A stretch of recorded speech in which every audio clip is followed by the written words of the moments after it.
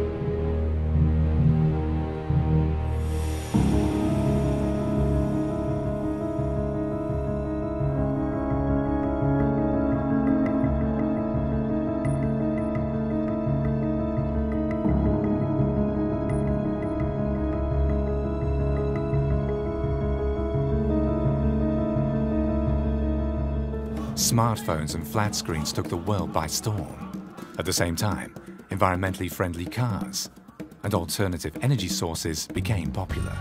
All these modern technologies need rare earths. For centuries, we didn't even know they existed. But now, they shape our future. They open up amazing possibilities, but at the same time threaten to destroy our environment. Today, they are more valuable than oil or gold. Rare earth metals. 97% of the world's supply of rare earths is mined in China. Rare earths mined and refined with dirty and outdated methods are bought by high-tech companies around the world to produce smartphones, electric cars, and wind turbines. Rare earths are already in short supply, and they're expensive. Global consumption has doubled during the past 20 years and is still rising steeply. Therefore, researchers are looking for new deposits around the world. Many natural deposits are in remote, sensitive ecosystems, in the rainforest, for example, or in coastal areas, or they're mined in countries where people are working under inhuman conditions. But due to new technologies like green energy generation and so on, the demand for rare earths is rising, and we're now more interested in these elements because of their economic value. Scientists hope to find millions of tons of rare earths in the Pacific, raw materials that are urgently needed for the green technologies of the future. But is it okay to ransack our oceans to produce solar panels, electric cars and wind turbines? How green is our future if we have to destroy pristine ecosystems? To isolate rare earths, mining companies use sulfuric acid, nitric acid and hydrochloric acid. This produces highly toxic radioactive effluents. As demand for smartphones and flat panel displays rises, China's production of rare earths increases accordingly. One by one, mines in other countries close down. The world is now almost entirely dependent on China's rare earths. Entire industries cannot function without rare earths anymore. Without them, the lights will go out, quite literally, because, for instance, energy-saving light bulbs contain rare earths. Electric vehicles are the future, but their engines need strong magnets with lots of rare earths in them. Dysprosium makes the magnets of electric car motors heat-resistant, but it's expensive and environmentally damaging. Wind turbines are spreading quickly. In 2020, they will account for 6% of global electricity generation. The problem? The latest large-scale offshore wind turbines are very powerful, but they work with large magnets that contain huge amounts of rare earths. A massive problem for the environment. In general, rare earths play an important role for alternative energy generation. You could say that renewable energy generation requires non-renewable raw materials, and rare earths are a prime example of that. A 5-megawatt wind turbine, for example, contains 800 kilograms of neodymium and 200 kilograms of dysprosium. In total, 1 ton of rare earths for a single 5-megawatt wind turbine. Rare earths. However important they may be for the future of our modern technologies, their environmental problems are hard to control. Aren't all those tons of rare earths used in electric cars and wind turbines exacerbating the environmental problems they're supposed to solve?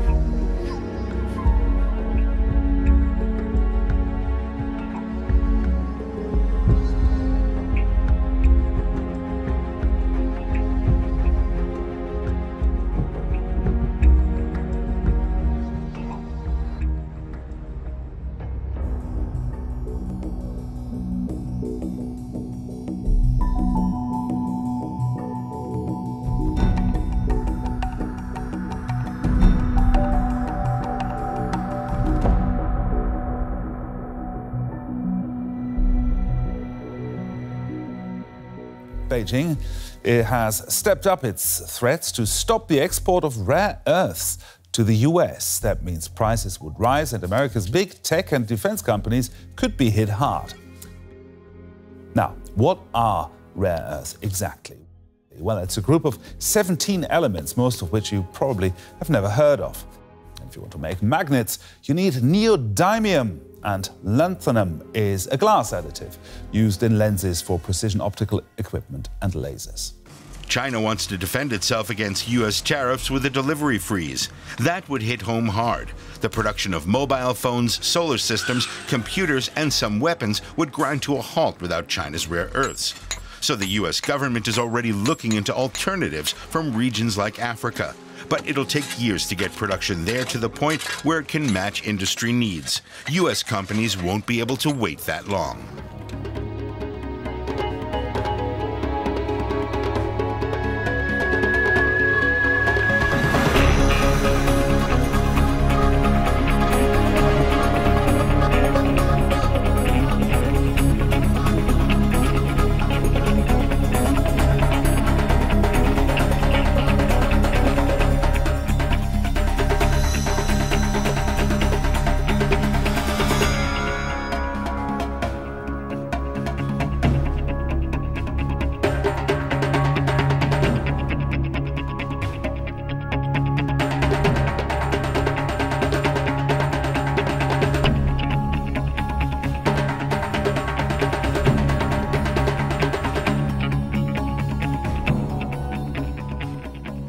I've never seen anything like the human devastation in eastern Congo. The violence there is worse than anywhere else in the world, the deadliest conflict in the world since World War II, and the highest rates of sexual violence. It's a result of this, your cell phone.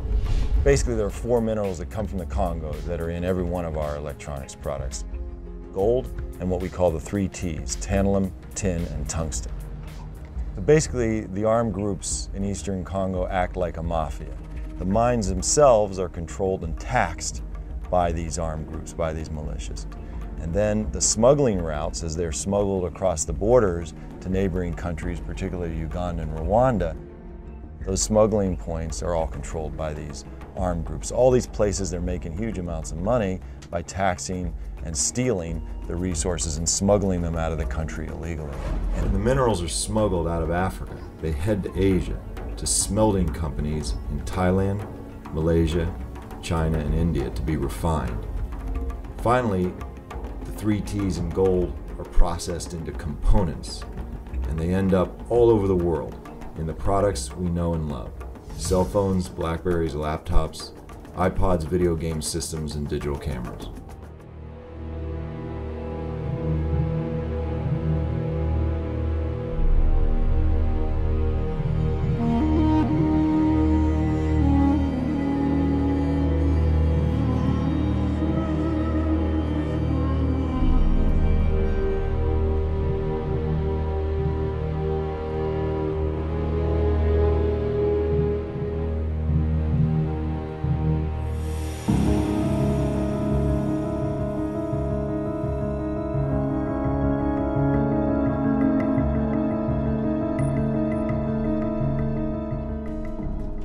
This is one of the thousands of unregulated, unmonitored mines in the DRC. It's crawling with children, working like modern-day slaves. A 12-hour-long day of punishing work may earn them the equivalent of £1. Although one of the poorest countries on earth, DRC is rich in minerals. But a history of brutal colonial exploitation looks like being repeated. And wretched whether or not, the rush is on for a mineral the DRC has in great abundance, cobalt, and it's fast becoming more precious than gold. It's a critical ingredient in lithium-ion batteries which power smartphones and laptops. An army of children are at the heart of the mining production. Wearing no shoes and in the most wretched conditions, Dorsan is ordered to retrieve the sack he's forgotten. There's an urgency now. The rains make this dangerous work even more risky, and Dorsan's told in no uncertain terms he risks a beating if he messes up again. Dorsan, with Richard beside him, have worked all day. They're 8 and 11 years old. Even this punishing work doesn't guarantee enough for food. Dorsan hasn't eaten for 2 days now.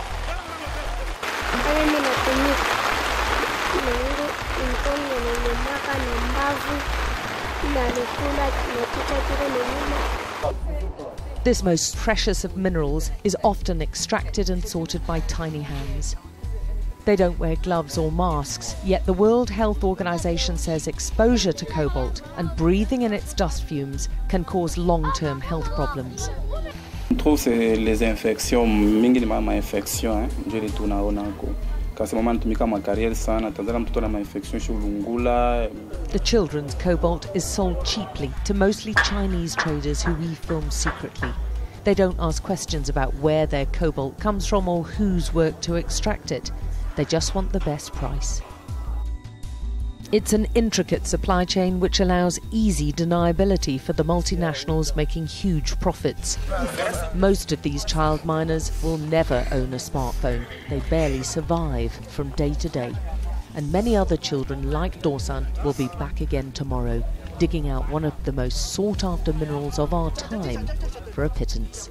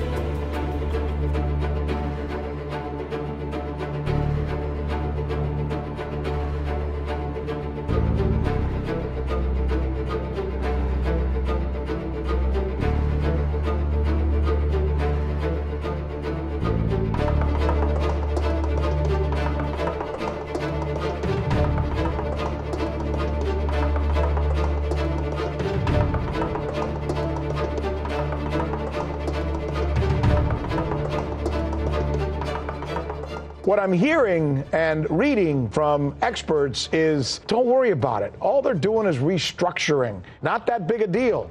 What do you say? I say that you shouldn't believe such stories.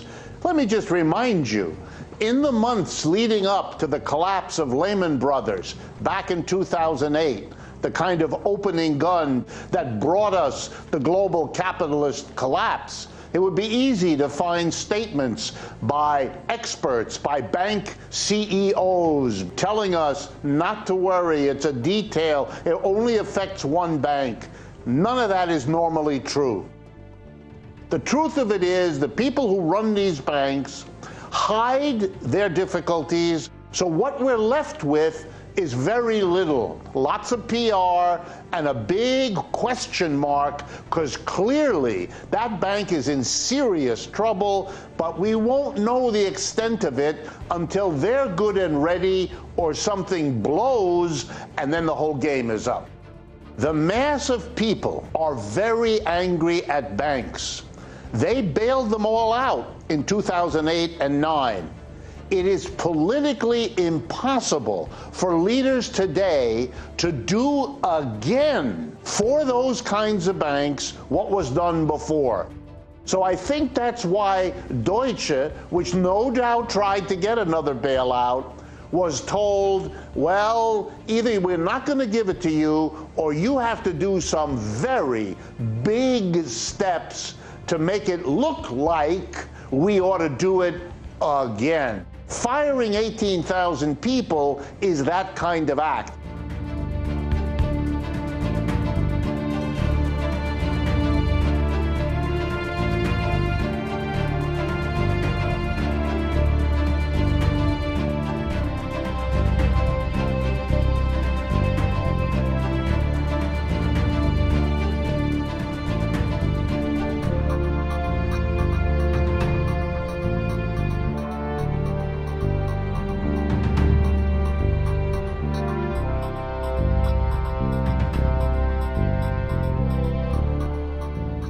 Since 2008, the global debt has exploded. We're talking absolute trillions that are pumped back into the system to actually keep the system alive. When people see the stock market going up, they automatically assume, because they've been wired and they've been educated by the mainstream media, that the stock market is the economy. Well, that's a fundamental mistake. The economy and the stock market are two completely different things. Now, what actually is happening with the economy, for every dollar of growth in the economy, $4 of debt has to be now pumped into it. So when you see the stock market and the stock market is going up and people think, oh, therefore the value must be increasing, it's the debt that's causing it to go up. Nothing to do with value. And what is actually happening in real terms is that we're actually witnessing a ghost crash of the market. Derivatives is a forward futures bet of something that's going to happen in the future. What actually is happening in real terms is that the derivatives, the financial bets, the future events are actually what is causing the manipulated, fraudulent, corrupt valuations that we're actually witnessing. We either carry on with a manipulated stock market or a manipulated financial system, which is actually only going to get worse, or we switch to a more decentralized, more open source system where effectively everything becomes accountable and checked for the first time.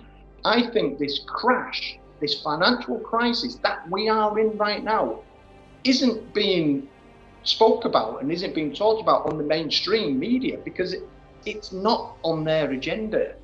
Central banks can print as much dollars and fiat as they want to actually keep a price suppressed.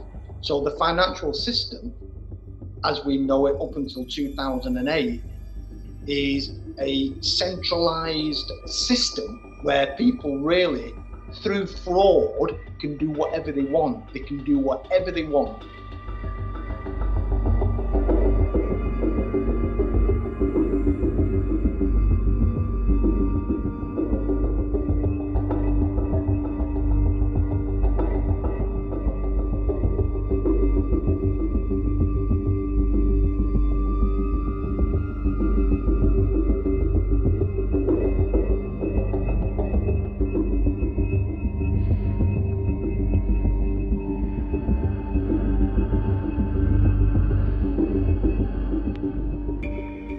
Die Finanzindustrie hat in den vergangenen 50 Jahren mehr Macht an sich gerissen als irgendeine Kraft in der gesamten Geschichte der Menschheit. Sie ist die stärkste Kraft, die sämtliche Lebensbereiche durchdringt und uns alle vollständig beherrscht. Die Banken haben sich Institutionen geschaffen, die zum einen ihre eigenen Interessen vertreten und die es zum anderen auch noch geschafft haben, sowohl den Staat als auch die Politik von sich abhängig zu machen. Und das sind die Zentralbanken. Das gesamte System existiert heute nur noch aus einem einzigen Grund, weil es von den Zentralbanken am Leben erhalten wird. Und da die Zentralbanken im Grunde nur über zwei Mittel verfügen, haben sie diese beiden Mittel exzessiv eingesetzt, nämlich Geld drucken und Zinsen senken. Wir steuern unaufhaltsam auf den Zusammenbruch dieses Systems zu. Wann er allerdings genau kommen wird, kann man aus einem einfachen Grund nicht sagen. Niemand weiß, wie sehr sich das bestehende System noch manipulieren lässt, bevor es final in sich zusammenbricht. Und deshalb stellt sich in unseren Tagen die Frage, was erwartet uns vor dem Crash? Es wird mit großer Sicherheit eine weitere Ausweitung der Geldmenge geben, es wird einen weiteren Wertverlust der Währungen geben und ein weiteres Aufblähen der Finanzmärkte. Aber was wird die Finanzelite noch tun, um das System, das ihr nützt, am Leben zu erhalten? Eines ihrer wichtigsten Projekte ist die Bargeldabschaffung. Im Jahre 2012 wurde die Better Than Cash Alliance gegründet. Ihr erklärtes Ziel ist es, eine globale, bargeldlose Gesellschaft zu schaffen. Jeder einzelne Zahlungsvorgang, an dem wir beteiligt sind, wird registriert, wir können komplett durchleuchtet und überwacht werden.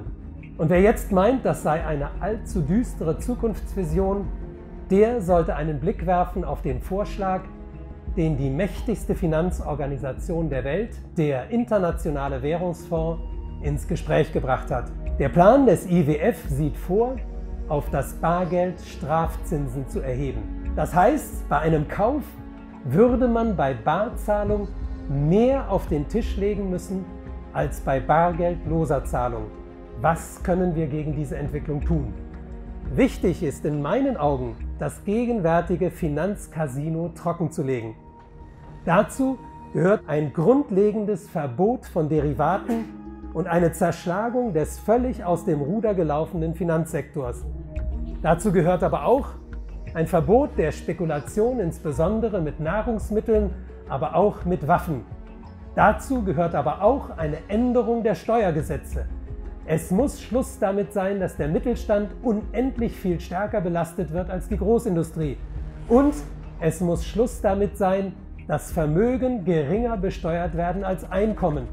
Es muss Schluss damit sein mit Gesetzen, die Erben riesiger Vermögen begünstigen, während sie die Erben kleiner Vermögen hart zur Kasse bitten. Und es muss vor allem Schluss sein mit den zahlreichen Steueroasen, in denen sich unvorstellbare Summen verstecken, die weltweit dringend für soziale Zwecke benötigt werden.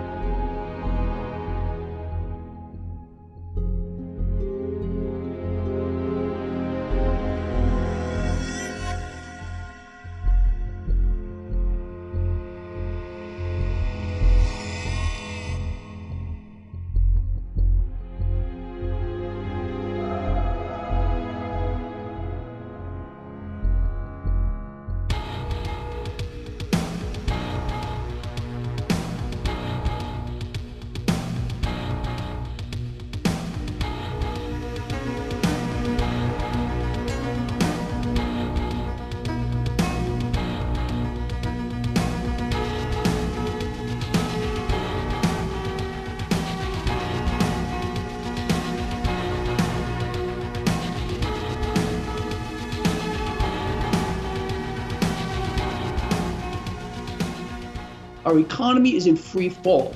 So the illusion is being kept real by the mechanisms that they're putting in place here, by suppressing rates, by not allowing the market to do its one and only job. We're borrowing from the future to sustain where we are in greater and greater and greater amounts. It just cannot continue like this, and everybody knows it. But everyone keeps on dancing. They think the music's going to keep on going, but maybe Deutsche Bank is sending us a warning shot across the bow.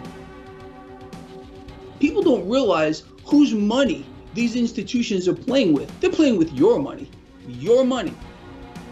So this is just not a unique thing to this one bank. They're all doing the same things. Every one of these banks, these too big to fails, is dependent on the next one. So a domino effect, it's going to happen. It's just a matter of when. Most people are, when it comes to understanding the financial markets, don't have the slightest clue. And they believe that these leaders here have their best interest in mind, but they don't. No world leader, not one, on earth right now is allowing their markets to determine fair value. Instead, they are relying on their central banks to keep the easy money going, to hyperinflate bubbles and cause massive distortions, because this one is going to be the bubble to end all bubbles. World central banks' power exists in one thing. That is their ability to issue debt. The more debt they issue, the stronger they become. They are loving the calls for negative rates. They are loving the fact of calling for currency devaluations. It is the goal of world central banks to own the world. So we're watching world central banks, literally all of them, including the Federal Reserve, rise to the top of the pyramid like we have never seen before.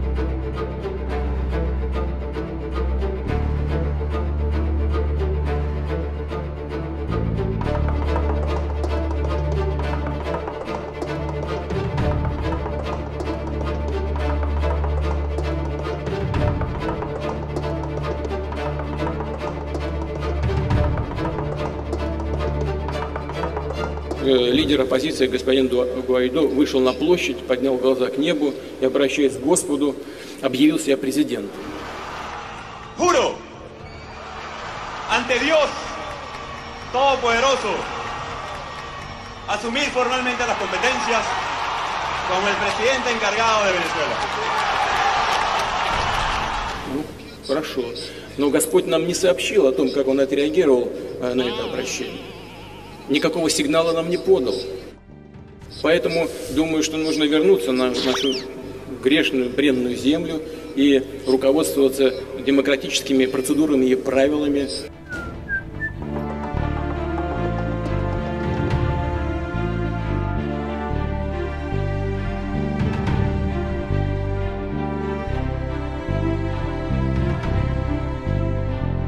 In June of 1775, the Continental Congress created a unified army and named after the great George Washington, Commander-in-Chief. Our army manned the airport. It ran the ramparts. It took over the airports. It did everything it had to do. It took over the airports. It did everything it had to do. So great.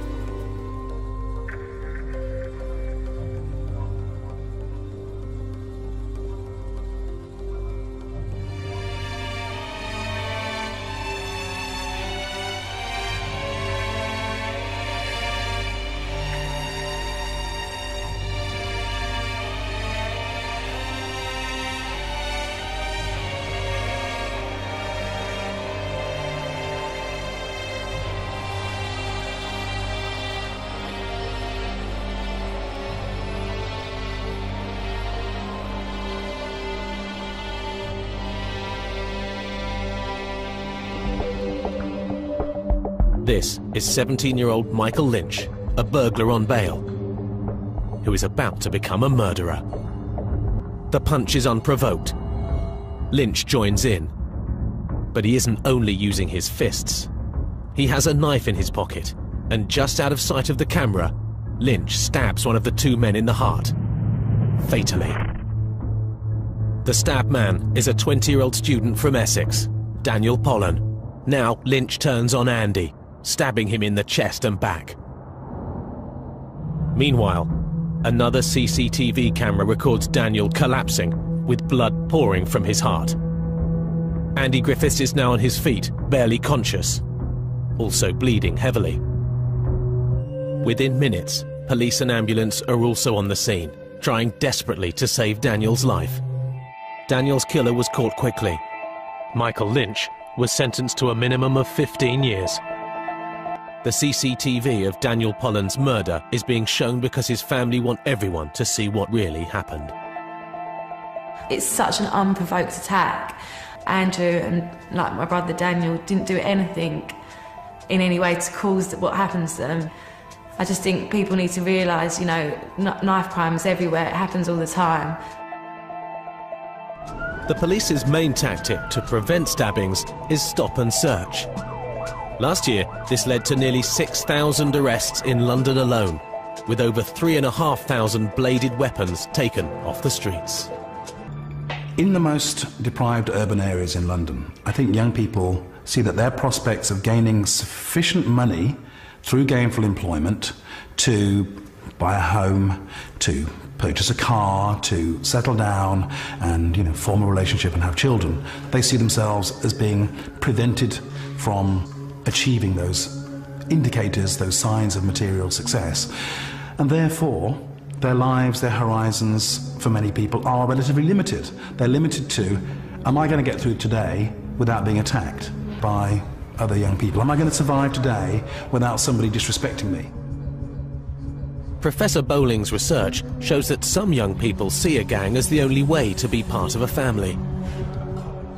When somebody says, we'll protect you, we'll be your homies, we'll be the people who you can hang with, we'll be like your family, your fam, and we'll give you a sense of self-esteem and protection.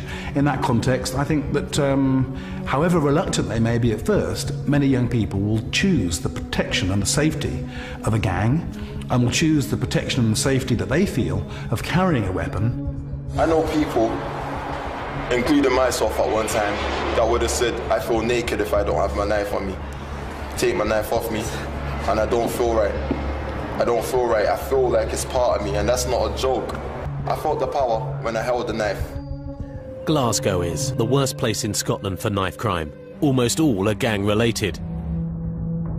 The territories that we have and the gangs who operate within them have been there for 40, 50, 60 years. It's the same gang names. They fight in the same areas. And they will fight and attack you because you don't come from that area. Ryan is 17. These wounds were inflicted just 48 hours ago. He was stabbed 4 times. The blade was like 3 inches or something. A little kitchen knife. And it does that. I hit for the rest of my life. At the moment, we don't really invest in early intervention to divert young people from serious crime. We kind of allow the young person to run until they've got themselves into a situation which is, you know, life-changing, and even to the point where it might involve injury to themselves or to other people. So I think early intervention in supportive and social ways is absolutely a critical part of this process. The real truth about knife crime in Britain today is that there is no simple solution.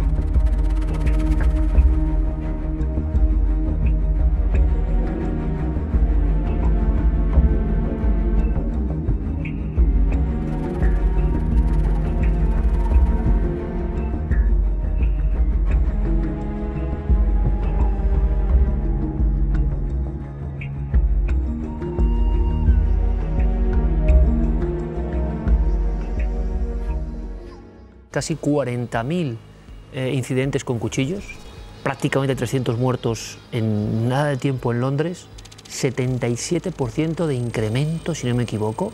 O sea, algo está ocurriendo que, como siempre, mi impresión es que está al margen de la realidad cotidiana o de la realidad de los que hacemos los medios o los periódicos o de los que nos creemos que informamos a la gente, porque ya la gente se informa de 1000 formas. Doctor, ¿hay algo que podamos analizar en torno al que ataca al azar, los casos que hemos visto? ¿Siempre se puede hablar simplemente de locura, porque siempre es lo que leemos, o hay algo más? No, hay algo más. ¿Por qué se ataca al azar? Es porque la persona, el atacante en un momento determinado, tiene ganas de hacerlo. ¿Qué es lo que sucede para que ese verdugo te escoja como víctima? Es verdad que no debemos de meter miedo a la población, pero me temo que desgraciadamente en algunos casos, y quizá más de lo que pudiéramos pensar, es literalmente al azar. Es decir, te toca a ti porque yo tengo ganas de hacerlo. Es clásico de un sociópata, ¿no? Hago lo que me da la gana. Es decir, recordáis la naranja mecánica, ¿no? Muy parecido, realmente muy parecido. Violaban, mataban, acuchillaban, pero al azar, no importaba que les hubiesen provocado, no era el gusto, el placer de la violencia. Es curioso porque el caso de Turín mata a un chico en Italia porque lo ve sonriente. Es que parecía muy feliz, dice. Justamente la felicidad es algo tremendamente envidiable. Es decir, que alguien vaya sonriendo, que esté feliz, que esté alegre, puede literalmente ofender a otro que en un momento dado se sienta de alguna manera desvalido, se sienta hurtado por esa felicidad, ¿no? Puede haber algún tipo de prueba de honor, ¿no? Sí, o de demostración. ¿Qué sabemos de esto? Sin lugar a dudas, hay bandas en los cuales este tipo de ritual de agresión, dependiendo además del nivel o si quieres ingresar o no, tienes que pasar una serie de pruebas. Y algunas de ellas consisten, entre otras, una agresión gratuita. Hay miles de personas en este momento que se encuentran, de alguna manera, lo voy a decir, asalvajados, es decir, viniendo, además, de unos entornos en los cuales ya muchos de ellos delinquían. Ustedes pueden sondear, pueden ver lo que ocurre, y ahí está la gran pregunta, ¿no? ¿Puede ser algo que siempre ha ocurrido, repito, y ahora es más visible, no hay que alarmarse tanto, o están ocurriendo fenómenos de un incremento evidente?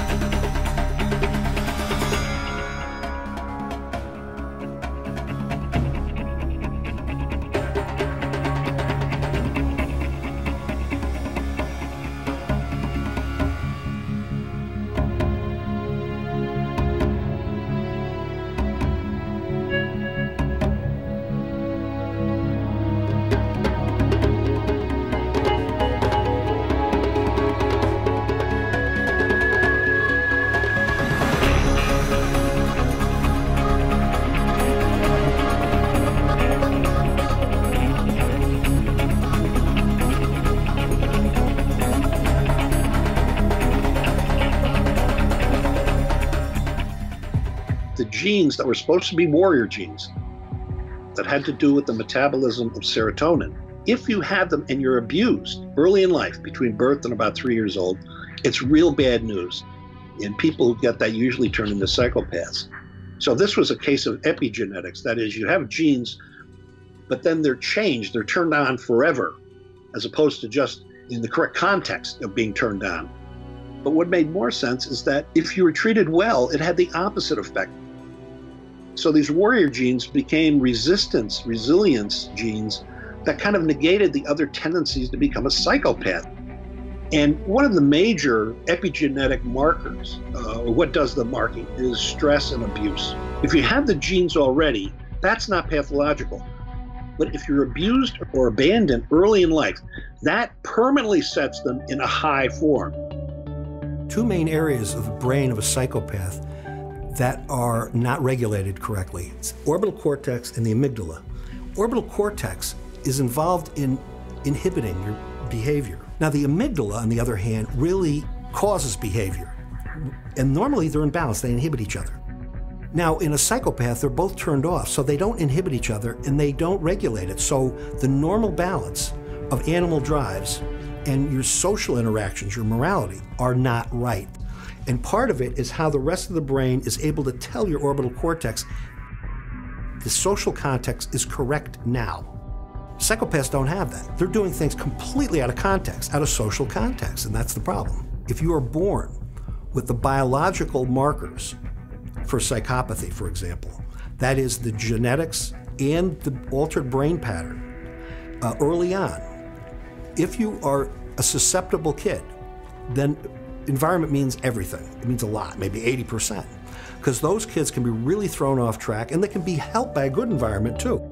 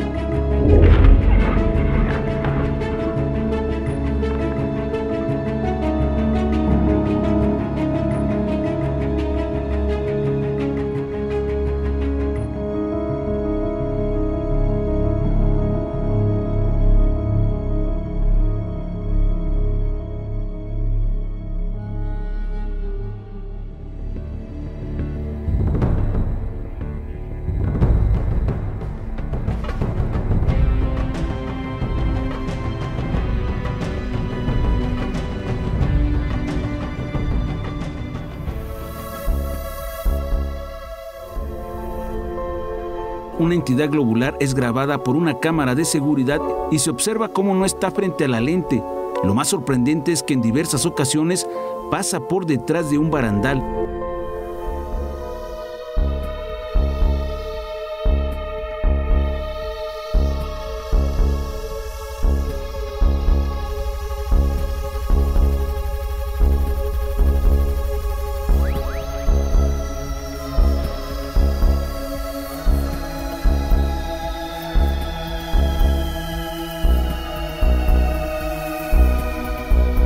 Un objeto volador no identificado es grabado cerca del volcán Popocatépetl, que en esos momentos presentó una intensa actividad con 5 explosiones.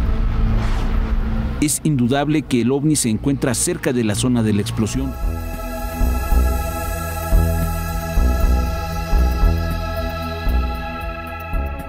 Durante un vuelo de Estambul a Kabul, un objeto volador no identificado seguía a la misma velocidad a la aeronave. Durante más de 15 minutos, el ovni siguió al avión muy cerca.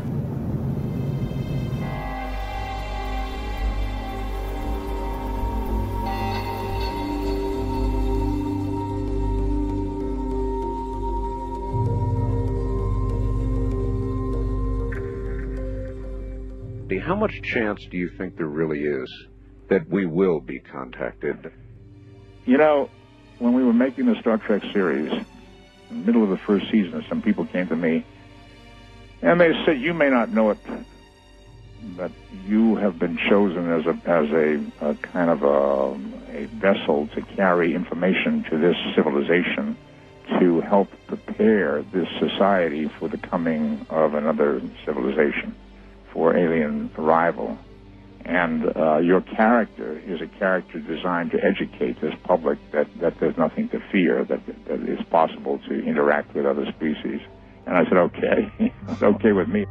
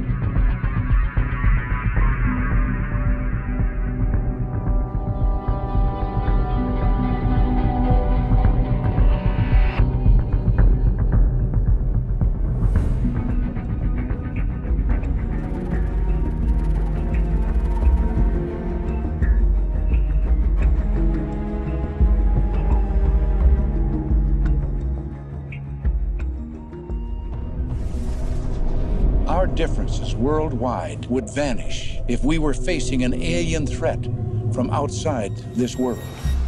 And yet, I ask you, is not an alien force already among us? This is real. This is not science fiction. We are being lied to on an unbelievable level. We do have a war taking place between different types of extraterrestrials. Of all the extraterrestrials that are out there visiting us today, most of them are benevolent. Most of them are the good guys. They've showed up in various cultures as gods, as angels, as benevolent spiritual teachers. And then you have a much smaller number that are very aggressive and very evil. So what's happening is that these fourth dimensional angelic types are fighting against these demonic, negative, evil reptilians. And this battle's been going on for hundreds of thousands of years. It didn't start on Earth, it got brought to us. It's been imported, let's say. And so this is a proxy war. It doesn't just happen here between these beings, it happens between us. The beings are fighting each other based on the choices that we make.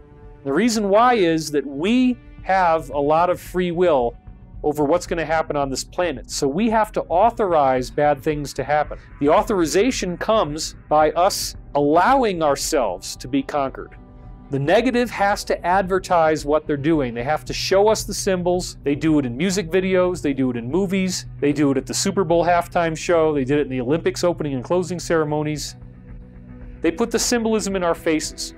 My point in telling you this is to understand that we actually have the control. We have the control over how the future is going to go.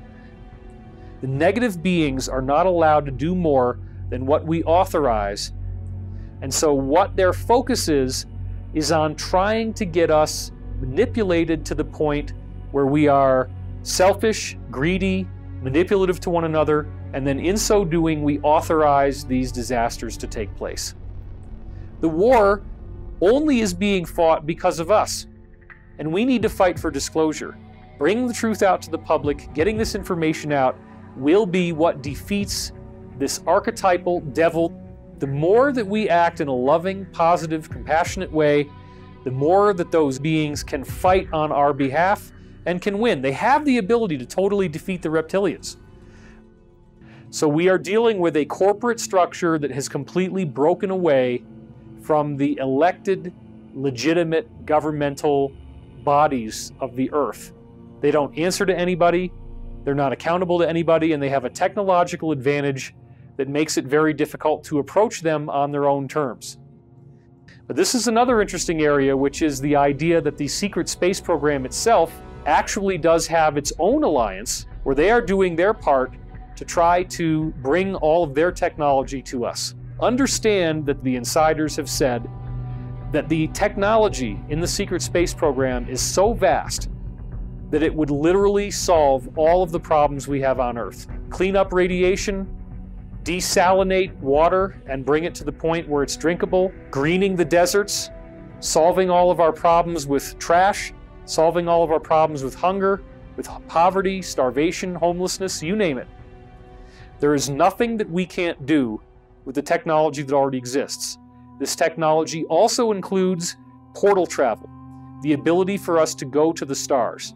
It's truly phenomenal stuff, and it shouldn't be kept hidden from us. I do think we're ready for disclosure. We've had generations of disclosure already happening. I know it's very hard for people to believe that this is true, but there actually is a lot of evidence. When people say there is no evidence, that is something the media has trained them to say. It is a psychological operation run by groups like the Central Intelligence Agency, trying to make you blind to the truth.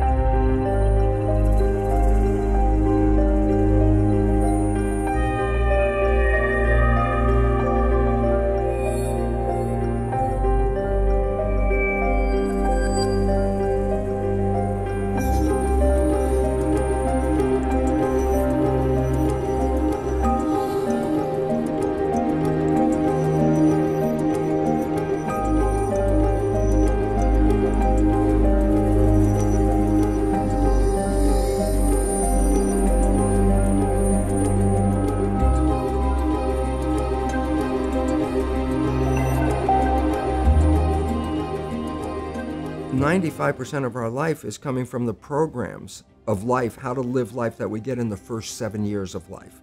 The Jesuits, for 400 years, they were boasting. People didn't understand. They say, give me a child until it's 7 and I will show you the man. Because they knew 7 years was the program period. And 95% of your life after that will be whatever that program is. The brain of a child under 7 is in a lower vibrational frequency. It's called theta. Theta is imagination. Oh, that's how kids play a tea party with mud pies, but to them it's a real thing. Theta is hypnosis. Before you can become conscious, if you don't have any programs, what are you going to be conscious of? It's sort of like I buy a new iPod and I take it out of the box and I push play and nothing happens. And you think, oh my God, I spent all the money and the damn thing isn't working. And then some little 7-year-old kid comes up and says, well, mister, you didn't download any music. How are you going to play something? It's like the brain is like the iPod. Consciousness is the screen where I can create. But if I don't have anything in the hard drive, I can't create. What kind of programs are required to live on this planet? I say, how do you get them? You just watch. You watch your parents, you watch your siblings, and your community, because you have to learn how many 100,000 rules. Think about it. Teach an infant these rules. Oh, you don't have to. First 7 years, they observe it and just download it. This is the unfortunate fact. 95% of our life comes from those programs in the subconscious. Every day, only about 5% of their life are you using conscious, which is creative. When you're thinking, that's a conscious mind function. What are you doing on Tuesday? If I ask you that, the answer's not out here, it's inside. So let's say we're having this conversation in a car, and I've been driving for 10 minutes, and then all of a sudden I look out the window, I go, you know, I haven't paid attention to the road while we have the conversation. Can I say what the conversation was about? Yeah, we talked about this and this and this. And what was on the road during that 10 minutes? You go, I don't know, I wasn't paying attention. So the moment you're thinking, you let go of driving the vehicle because you went inside. Well, it doesn't mean whatever you're doing, you stop walking or driving the car or doing a job. Those are programs in the subconscious because you've repeated them over and over again. So the subconscious is autopilot. When the conscious is busy, autopilot drives the vehicle. Point is, when conscious is busy, it's not observing what's going on. So people read self-help books. I go, well, you read the book, you got a lot of knowledge. I say, is your life changed? No, but you got a lot of knowledge. So here's the difference. The conscious mind is creative and can learn in any number of ways. Read a self-help book, go to a lecture, listen to this program. And conscious mind's gonna get some awareness. But subconscious mind doesn't learn that way. Subconscious mind learns in two fundamental ways naturally. Hypnosis, which is the first 7 years. And after age 7, how do you put new programs in? Repetition, practice. You want to drive a car, you didn't learn how by just getting in the seat and put the key in. You had to practice driving the car. Once you completed it, you didn't have to go back and do it again. 95% of your life is coming from the subconscious. Your life is a printout of your subconscious behavior. I just say, look at your life.